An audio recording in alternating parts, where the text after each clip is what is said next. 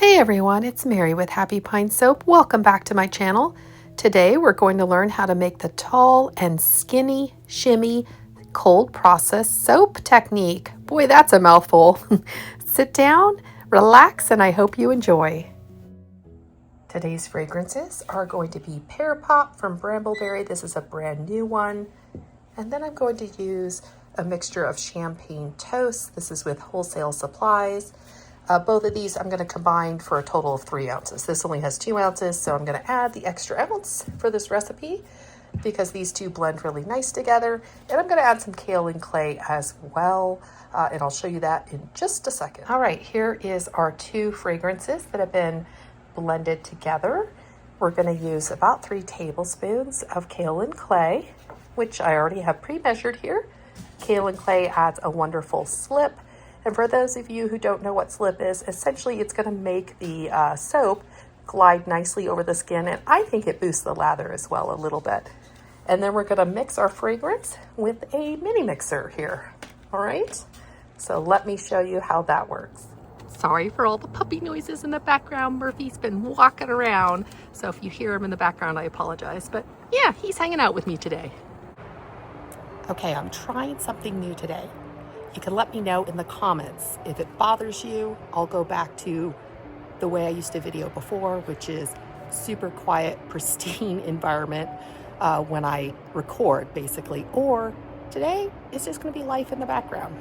Probably hear birds chirping. You might hear Murphy, my new puppy, tromping around, or the neighbor likes to do woodwork. You might hear some woodwork noises in the background. But let me know if that bothers you. The reason I'm asking is because it takes me significantly longer to get videos out if I have to wait for a pristinely quiet time to record versus today. You know what? Life is life. It's noisy sometimes, and it just is bustling in the background. And if that doesn't bother you, feel free to let me know below. That will be helpful because I would like to get videos out more frequently and with less hassle. So if it doesn't bother you, it doesn't bother me.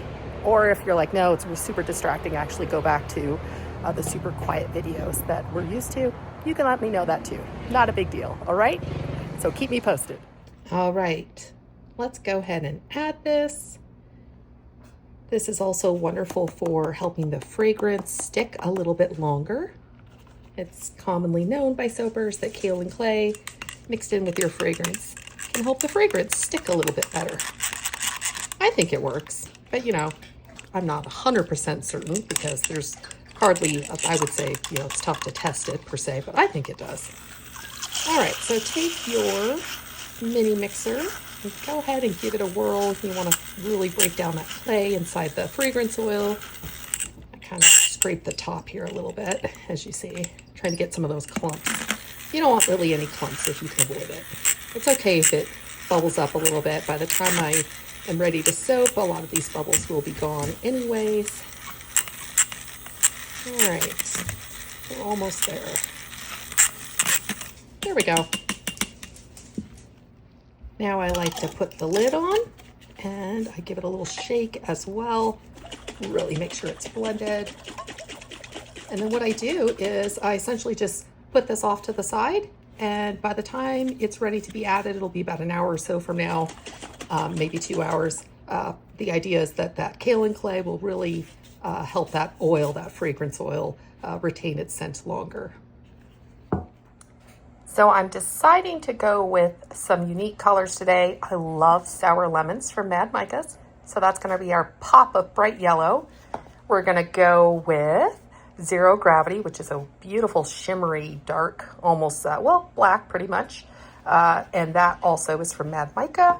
And then the other pop color is going to be Candy Apple from Nurture Soap. And last but not least, just to make sure our main soap batter remains beautiful and crisp, I'm using Snow White. And those are going to be the 4. Our soap is a 3-pound batch, so each color here is going to be broken up into a specific ratio. I think I'm going to use about 6 ounces for each one of these colors. So I'm going to use approximately a half teaspoon, maybe a little bit less for each color. And then for our main soap batch, it's going to be about 2 pounds of white. So I'm going to use 2 teaspoons for the white color. Last but not least, sweet almond oil is a wonderful lightweight oil to mix your micas with. So this is the oil here that I am using to mix the micas, which I'll show you presently. Here I have all the micas pre-measured. Again, 1/2 teaspoon for the colors and 2 teaspoons of the white mica. We're going to use a tablespoon here. I'm going to put 2 tablespoons in with the white and about 1/2 tablespoon for these smaller ones. And just as you did for the kaolin clay, we're going to also mix these with our mini mixer. As you see, I like to stir it by hand first, because if I were to turn this on right now, you very much would have a cloud of mica dust in the air, and you don't want to breathe that in. So I like to kind of mush it down in there, and then when all the, at least the dry part of the mica is mostly down in the oil, is when I turn it on. And that really prevents a lot of that mica dust. That is not necessarily great to breathe in. All right, as you see, I like to scrape the sides, get down some of the clumps that were dry, and just get this nice and smooth. All right, so as you see, that's what it looks like, and then I'll do the same for the colors. We have all of our colors mixed with the oil. As you see, they look lovely, nice and uniform. Oh, I love sour lemons. Okay, our next step is going to move to melting our oils. These are the hard oils that I'm using in my recipe. So we have a blend of palm kernel flakes, we have a cocoa butter, coconut oil, and our palm oil. And then for our soft oils, we're using sunflower oil. Also, jojoba. So this is a bit of a luxury type of bar that has more expensive oils. And then liquid lanolin, which is great for increasing the moisture retention. And this recipe here is one I created myself that I absolutely love. But if you would like to make your own recipe, because I know a lot of these ingredients are a little more expensive, I'll link below one of my videos on how to create recipes for yourself. All right, so check that out below in the description. Here are all of our hard oils. They're ready to go to be melted in the microwave. I'm going to melt these carefully at about, about 30 to 60 second bursts. And we're going to get them all up to about 150 degrees Fahrenheit to make sure all of these hard oils are completely melted. All right, testing our hard oils. I got them up to a little bit over 150 and I stirred them, and the oil is completely melted, and we're ready to start adding our soft oils. I like to do this particular hard and then soft oils because our soft oils are at room temp. So what they're going to do is they're going to bring down this mixture relatively quickly from 148, down into, say, in the 120s. So I don't have to wait so long to start soaping. So as you can see, these are the hard and soft oils now combined. I also added a bit of castor oil that I forgot to tell you about. That goes with the liquid oils. And as you see, the temperature has quickly dropped down to about 108 actually. So I'm almost ready to start soaping. I think I want these oils around, well below 100, but above 90. And I want my lye solution probably to be as close to that or a little bit under as well. While we are waiting for the oils to cool to below 100, what I'm going to show you is the mold I used for this design. This is the Tall and Skinny mold. As you see, it has a more length in terms of the from top to bottom, and it's a little bit shorter in the width here. And this will be a good mold to use for this particular design. And what I'm going to do is basically be tipping it basically this way and then that way, and we're going to be pouring down the walls of the mold. All right, so I'll show you that when we are ready to start pouring. Okay, our oils are now about 95 and our lye solution is pretty much the same. So I'm going to get everything ready to start soaping. This is the time when you want your pets to be out of the room. Thank goodness Murphy is gone and taken a nap with his dad. All right, so let's get ready to soap. Don't forget to follow all proper soaping safety procedures. Make sure you have eye protection on. Lye is a very caustic substance, can be very dangerous, so always follow all the lye safety instructions. I am going to use a stainless steel sieve just to pour my lye solution with, because I noticed a few little white specks at the bottom of the lye solution. Might be a little bit of undissolved lye, but just in case, I like to put it through the sieve just to make sure we don't have any undissolved bits into the oils. This is obviously not necessary if you see your lye solution looking completely clear. That means it's safe. And I'm just going to gently stir by hand for a second, and then we'll get our stick blender. All right, go ahead and burp your stick blender by gently tapping it.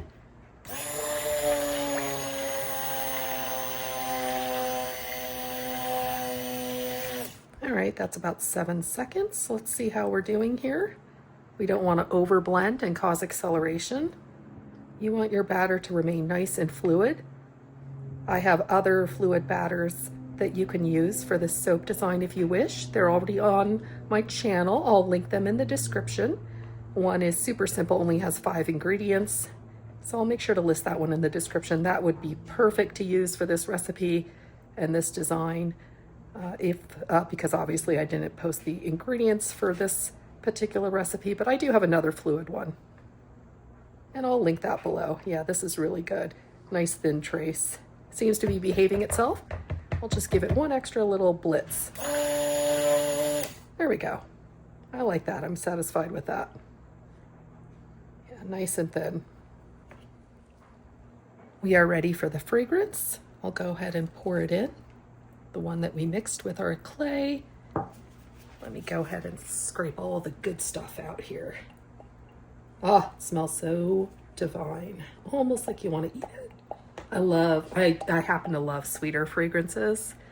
That's just my preference. I don't like really heavy floral or super masculine fragrances, but I am partial to the sweet ones. But I know everybody's different. Some people hate the sweet ones. So that's what's great. You can always use whatever fragrance you want in your soap. Okay, we got most of that out.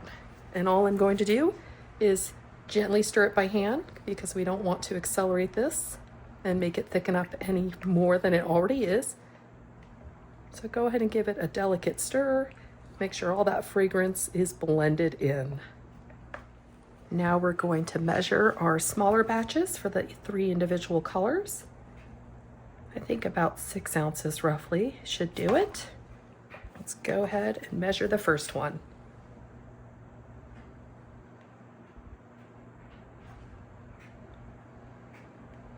All right, good enough. Doesn't have to be perfect. I'm not one of those perfect soapers.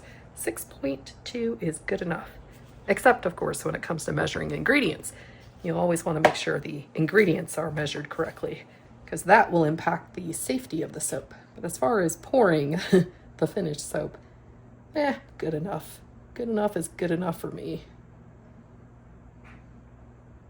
All right, let's get the second one. Almost there. And voila, the second one is ready to go. And last but not least,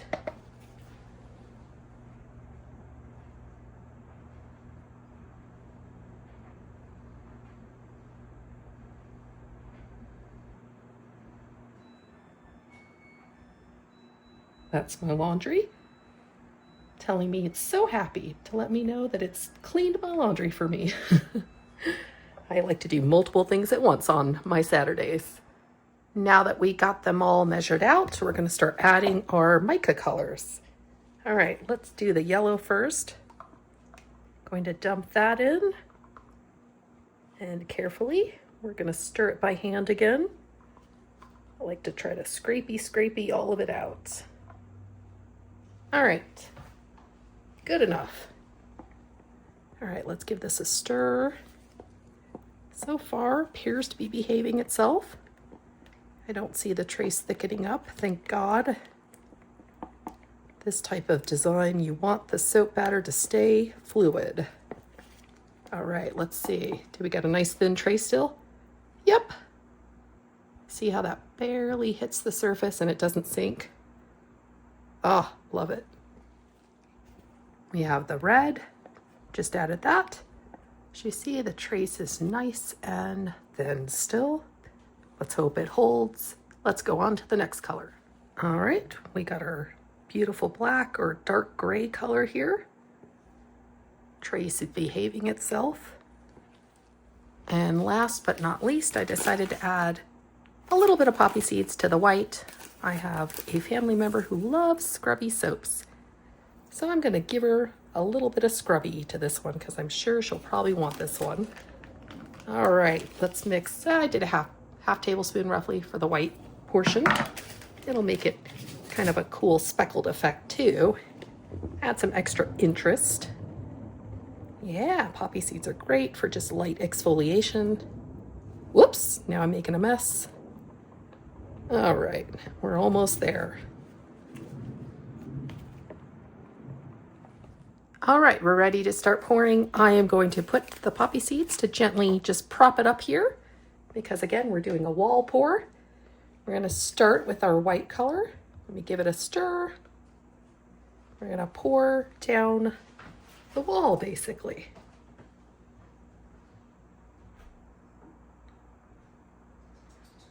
All right, let's go ahead and get the nice chunk of it in there.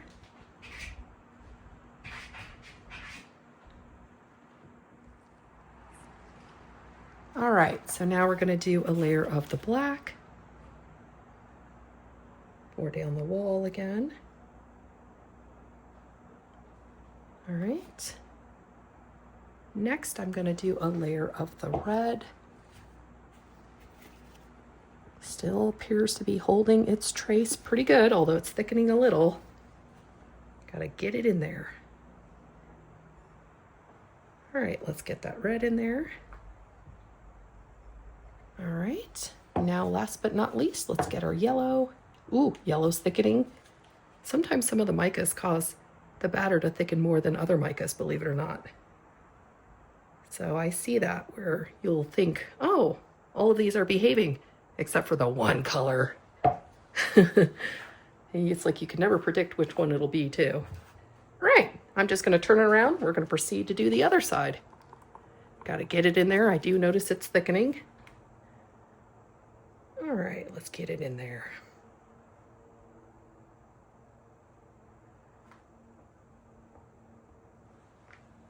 All right, black is next.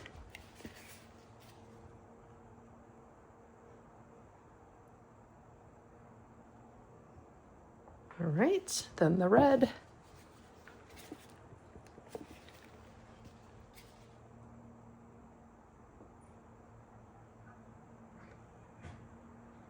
All right, last but not least, our beautiful yellow.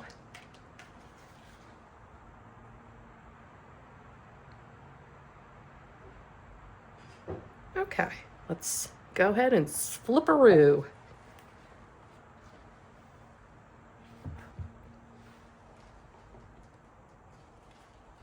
Got our white.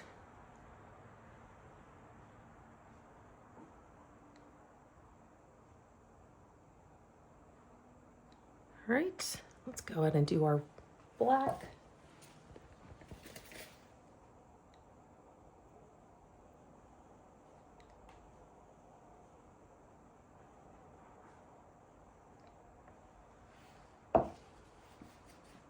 Now our red.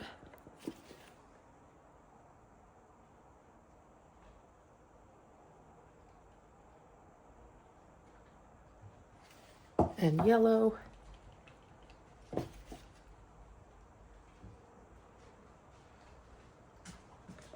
Whoops, it accidentally slipped right there. All right, we flipped it around again. Again, just like the others, start with the white.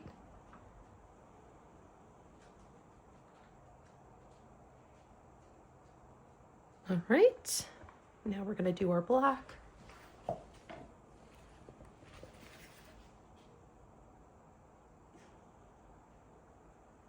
Getting down to the nitty-gritty here. Our red.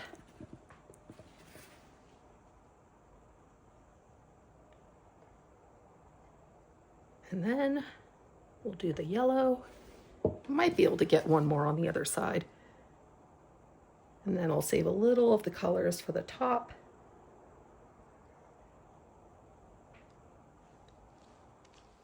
Flip her around again. Almost to the top here. All right.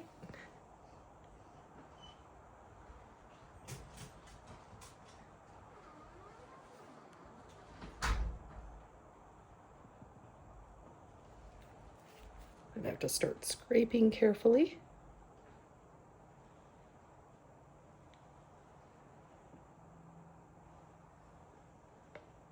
All right.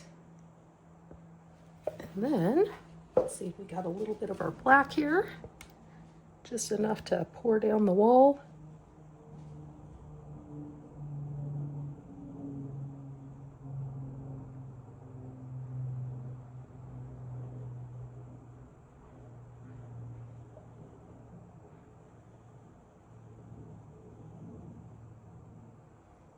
All right, and then our red. The red is behaving itself very nicely with the trace.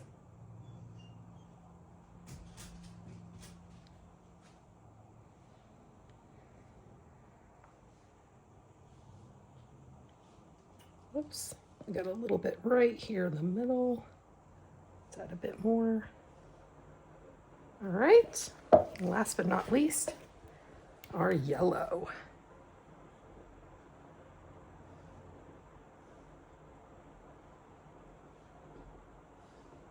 Whoops, spilled a little.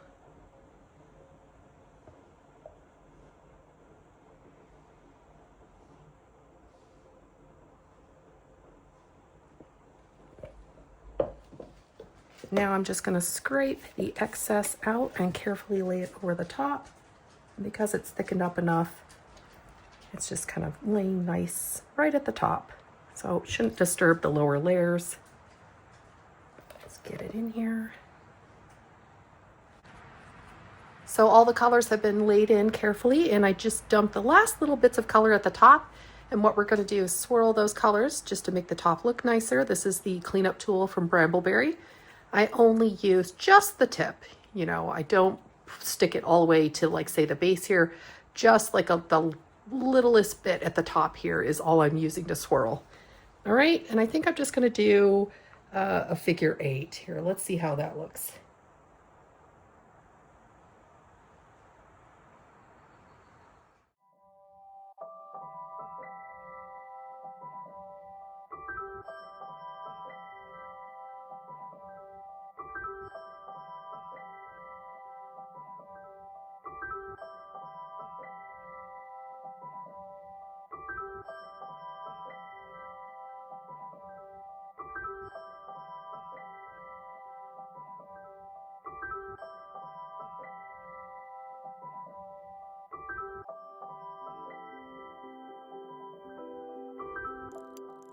I went ahead and oven processed this soap for several hours, and then I let it sit for about a total of 7 hours before cutting it. This recipe does harden up relatively quickly, which is very nice to cut it a little bit sooner.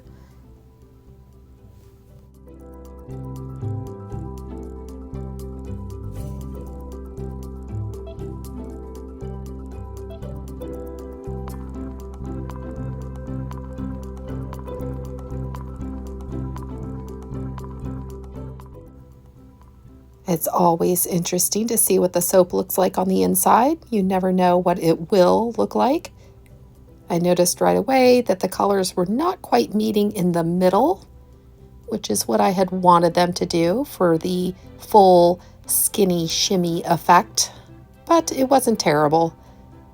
Next time, I think I might try a different batter that maybe is even more fluid to see if those colors will more fully blend in the middle, instead of having the white batter separating them. And I also noticed the white batter actually turned a little bit yellow. So this is due to the fragrance oil discoloring it.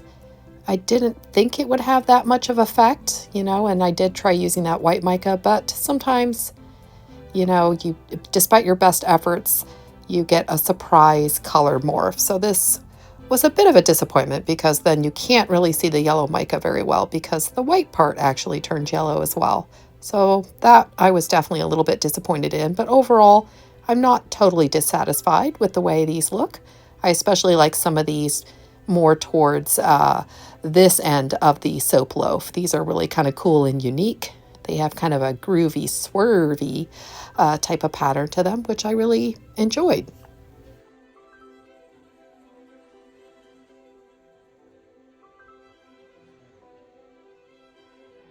I went ahead and went to bed, and the next morning they were even more firm, so I was able to bevel them. And I'll show you that process here. This is just a simple IKEA vegetable peeler. It's my favorite thing to use to bevel my soaps. Beveling is really nice because it makes the soaps feel very comfortable in the hand as you're washing with them. None of those kind of sharpish edges from the fresh cut soap. And yeah, I think these are looking pretty good.